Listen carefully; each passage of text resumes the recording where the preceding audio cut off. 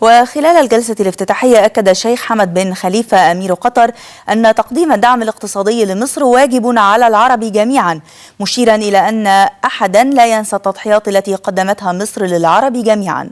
وفي كلمته في افتتاح القمة دعا أمير قطر القوى السياسية في دول الربيع العربي وفي مقدمتها مصر إلى العمل على استقرار الأوضاع في بلادها، كما دعا إلى عقد قمة مصغرة في القاهرة برئاسة مصر للعمل على تحقيق المصالحة الفلسطينية.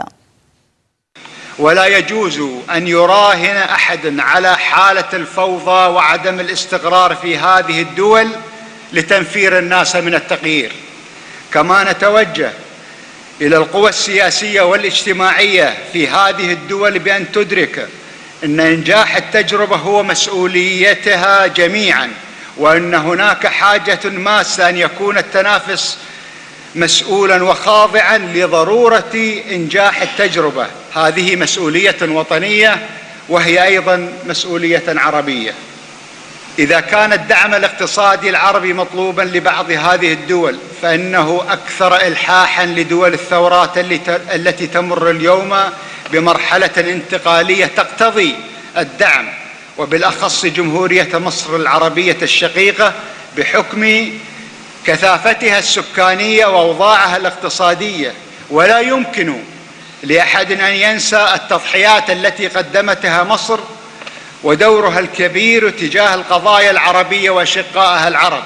لذا فإن تقديم الدعم لجمهورية مصر العربية الشقيقة في هذه الظروف واجب علينا جميعا. وللمزيد من التوضيح حول هذه الدعوة ينضم إلينا عبر الهاتف من القاهرة أمين محمد أمين، الكاتب الصحفي بالأهرام والمتخصص بالشؤون العربية. أستاذ أمين، ما مدى أهمية هذه الدعوة وكيف يمكن أن تحقق الاستقرار الاقتصادي لمصر؟ والله أهمية هذه الدعوة جاءت في وقتها كما يقال، لأن إحنا منذ انطلاق ثورات الربيع العربي وغالبية العالم العربي وخاصة الدول الأوروبية تحجم عن تقديم أي دعم مادي لدعم دول الربيع، ويمكن كان غالبيتها بينتظر الخطوة الأمريكية أو اتفاق مع صندوق النقد الدولي على أساس أن الاتفاق ده هو اللي هيفتح الباب للمساعدات العربية والأجنبية للدول الربيع وفي مقدمتها. كون أن النهارده رئيس القمة الشيخ حمد يقول هذا الكلام، وهي قطر طبعا قدمت دعم وديع لمصر، لكن القضية أنا في رأيي أكبر من توجيه النداءات. إحنا في العالم العربي وخاصة دول الربيع محتاجين لمشروع مارشال عربي، مشروع لنهضة عربية شاملة، مشروع ليس لا تقتصر على تقديم الدعم ولكن تتسع لتشمل مختلف جوانب الحياة. خاصة احنا شايفين ان النهارده الجامعة العربية اعلنت عن فشل التعاون الاقتصادي، حتى المنطقة الجمركية الموحدة بتعترضها الصعوبات.